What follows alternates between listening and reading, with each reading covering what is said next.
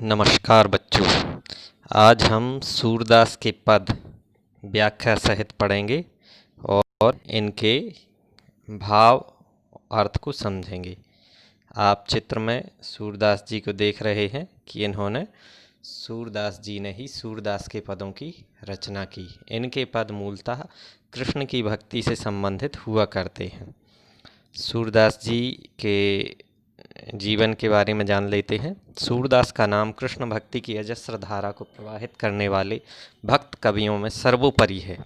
हिंदी साहित्य में भगवान श्री कृष्ण के अनन्य उपासक और ब्रज भाषा के श्रेष्ठ महात्मा सूरदास का जन्म 1478 ईस्वी में रोनकता नामक गांव में हुआ था। यह गांव मथुरा आगरा मार्ग के किनारे स्थित है।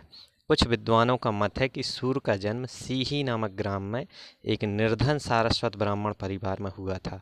बाद में ये आगरा और मथुरा के बीच गाँव घाट पर आकर रहने लगे। सूरदास के पिता रामदास गायक थे। सूरदास के जन्मांध होने के विषय में मतभेद हैं। प्रारंभ में सूरदास आगरा के समीप गऊ घाट पर रहते थे। वहीं उनकी भेंट श्री वल्लभाचार्य से हुई और वे उनके शिष्य बन गए। वल्लभाचार्य ने उनको पुष्टि मार्ग में दीक्षित करके कृष्ण लीला के पद गाने का आदेश दिया। सूरदास की मृत्यु गोवर्धन के निकट पारसौली ग्राम में 1580 ईस्वी में हुई थी। इनके पद के बारे में जान लेते हैं। ऊधो तुम हो अति बड़भागी, अपरस रहत स्नेह तगाते नाहिन मन अनुरागी। पुरिन पात रहत जल भीतर तारस देह न दागी। ज्यों जल माह तेल की गागर बूंद न ताको लागी। प्रीति नदी में पाँव न बोरियो दृष्टि न रूप परागी। सूरदास अबला हम भोरी गुर चाटी ज्यों पागी। ये सूरदास की व्याख्या है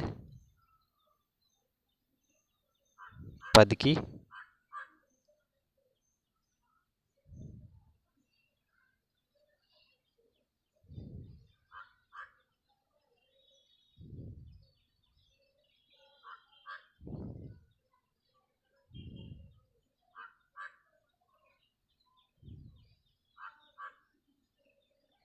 इसमें शिल्प सौंदर्य में कुछ चीज़ें हम आपको बताना चाहेंगे। ये यहाँ पर ज्यों शब्द आया है, यहाँ और यहाँ। इन पंक्तियों में उत्प्रेक्षा अलंकार होगा। कौन सा अलंकार होगा? उत्प्रेक्षा। ये आप शिल्प सौंदर्य में लिख लेंगे, है ना। प्रीति नदी में रूपक अलंकार है। कौन सा अलंकार है? रूपक अलंकार है। ये आप इस चीज़ को नोटिस कर लेंगे। और इसकी भाषा जो है वो ब्रज भाषा है। इस पद में गोपियों ने उद्धव के ज्ञान मार्ग और योग साधना को नकारते हुए उनके प्रेम संबंधी उदासीनता को लक्ष्य कर व्यंग किया है। साथ ही भक्ति मार्ग में अपनी आस्था व्यक्त करते हुए कहा है कि हे उद्धव जी,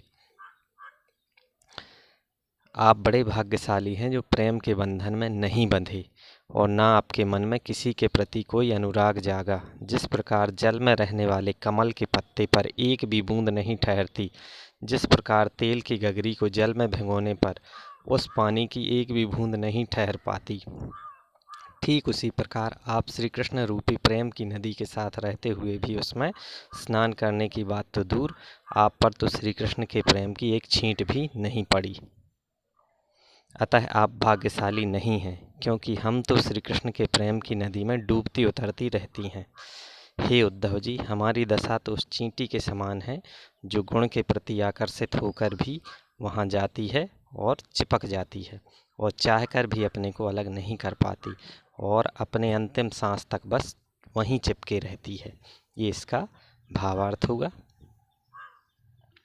इसमें निर्गुण की उपासना के प्रति उद्धव की अनुरक्ति पर व्यंग करते हुए गोपियों ने कहना चाहा है कि हम आप जैसे संसार में विरक्त नहीं हो सकते।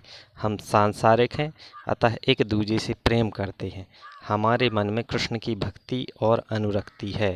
कृष्ण से अलग हमारी कोई पहचान नहीं है। हम अबलाओं के लिए ज्ञान मार्ग बड़ा कठिन है।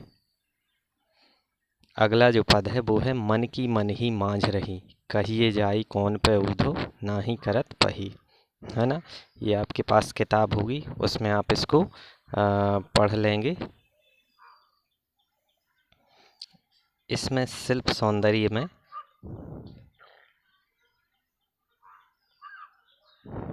आप शिल्प सौंदर्य में यहाँ पर देख लेंगे तन मन।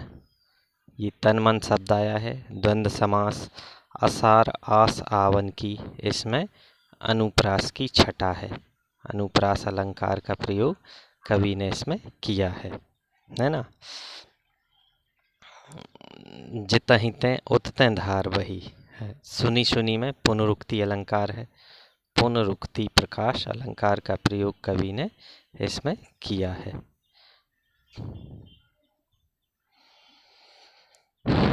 तो इसमें कवि ने यही बतलाया है कि श्री कृष्ण के मित्र उद्धव जी अब कृष्ण का संदेश सुनाते हैं कि वे नहीं आ सकते।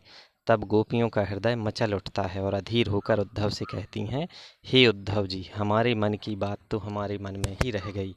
हम कृष्ण से बहुत कुछ कहना चाह रही थी, पर अब हम कैसे कह पाएंगी। हे उद्धव जी, जो बातें हमें केवल और केवल श्री कृष्ण से कहनी है, उन बातों को किसी और को कहकर संदेश नहीं भेज सकती। श्री कृष्ण ने जाते समय कहा था कि काम समाप्त कर वे जल्दी ही लौटेंगे। हमारे तन और मन उनके वियोग में दुखी हैं, फिर भी हम उनके वापसी का समय का इंतजार कर रही थी। मन में बस एक आशा थी कि वे आएंगे तो हमारे सारे दुख दूर हो जाएंगे। परंतु श्री कृष्ण ने हमारे लिए ज्ञान का, योग का संदेश भेजकर हमें और भी दुखी कर दिया। हम तो पहले ही दुखी थीं, अब इस संदेश ने हमें कहीं का नहीं छोड़ा। हे उद्धव जी, हमारे लिए यह विपदा की घड़ी है। ऐसे में हर कोई अपने रक्षक को आवाज़ लगाता है, पर हमारा दुर्भाग्य देखिए कि ऐसी घड़ी में हम जिसे पुकारना चाहती हैं वही हमारे दुख का कारण है। हे उद्धव जी, प्रेम की मर्यादा है कि प्रेम के बदले प्रेम ही दिया जाए, पर श्री कृष्ण ने हमारे साथ छल किया है। उन्होंने मर्यादा का उल्लंघन किया है, अतः अब हमारा धैर्य भी जवाब दे रहा है। प्रेम का प्रसार बस प्रेम के आदान प्रदान से ही संभव है और यही इसकी मर्यादा भी है। प्रेम के बदले योग का संदेशा देकर श्री कृष्ण ने मर्यादा को तोड़ा तो उन्हें भी जली कटी सुननी पड़ी, और प्रेम के बदले योग का पाठ पढ़ाने वाले उद्धव को भी व्यंग और अपमान झेलना पड़ा। अतः किसी के प्रेम का अनादर करना अनुचित है। हमारे हरि हारिल की लकड़ी, मन क्रम वचन नंद नंदन और यह दृढ़ कर पकड़ी। जागत सोवत स्वप्न दिवस निशी, कान कान जकरी। सुनत जोग लागत है ऐसो ज्यों करी ककरी। सूतो व्याधि कौन ले आए, देखी सुनी न करी। यह तो सूरत नहीं लो सौंपो, जिनके मन चकरी। इसमें ये जो कान कान शब्द है, इसमें पुनरुक्ति अलंकार का प्रयोग किया गया है। कौन सा अलंकार? पुनरुक्ति। ज्यों करुई ककरी में उत्प्रेक्षा।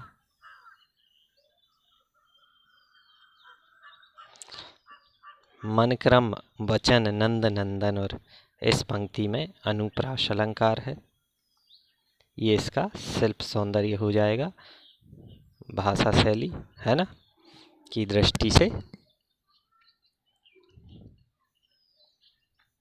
भाव इसका देख लेते हैं। महाकवि सूरदास द्वारा रचित सूर सागर के 5वें खंड से उद्धृत इस पद में गोपियों ने उद्धव के योग संदेश के प्रति अरुचि दिखाते हुए कृष्ण के प्रति अपनी अनन्य भक्ति को व्यक्त किया है।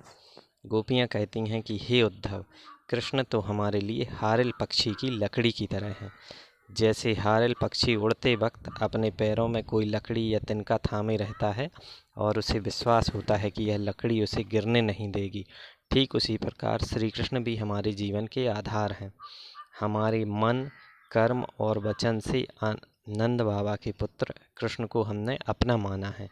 अब तो सोते जागते सपने में दिन रात हमारा मन बस कृष्ण कृष्ण का जाप करते रहता है।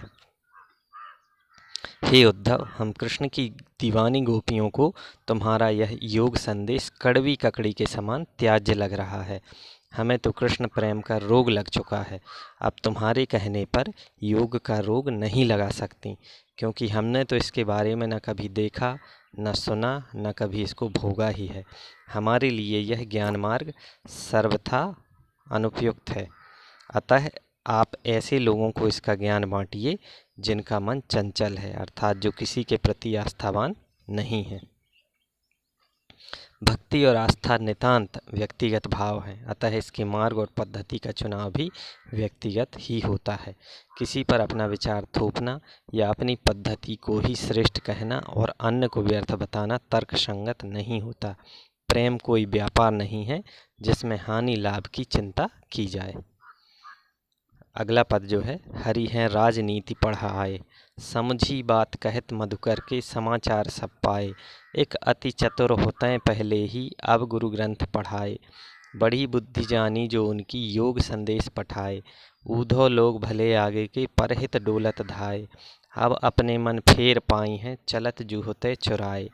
ते क्यों अनीति करें आपुन जे और अनीति छुड़ाए, राज धर्म तो यह सूर जो प्रजा न जाहि सताए। है ना। इसमें उद्धव द्वारा कृष्ण के संदेश को सुनकर तथा उनके मंतव्य को जानकर गोपियों को बहुत दुख हुआ। गोपियां बात करती हुई व्यंग पूर्वक कहती हैं कि वे तो पहले से ही बहुत चतुर चालाक थे, अब राजनीतिक कारण से मथुरा गए हैं तो शायद राजनीति शास्त्र में भी महारत हासिल कर ली है और हमारे साथ ही राजनीति कर रहे हैं। वहां जाकर शायद उनकी बुद्धि बढ़ गई है, तभी तो हमारे बारे में सब कुछ जानते हुए भी उन्होंने हमारे पास उद्धव से योग का संदेश भेजा है। उद्धव जी का इसमें कोई दोष नहीं, वे तो अगले ज़माने के आदमी की तरह दूसरों के कल्याण करने में ही आनंद का अनुभव करते हैं। हे उद्धव जी, यदि कृष्ण ने हमसे दूर रहने का निर्णय ले ही लिया तो हम भी कोई मरे नहीं जा रहे हैं।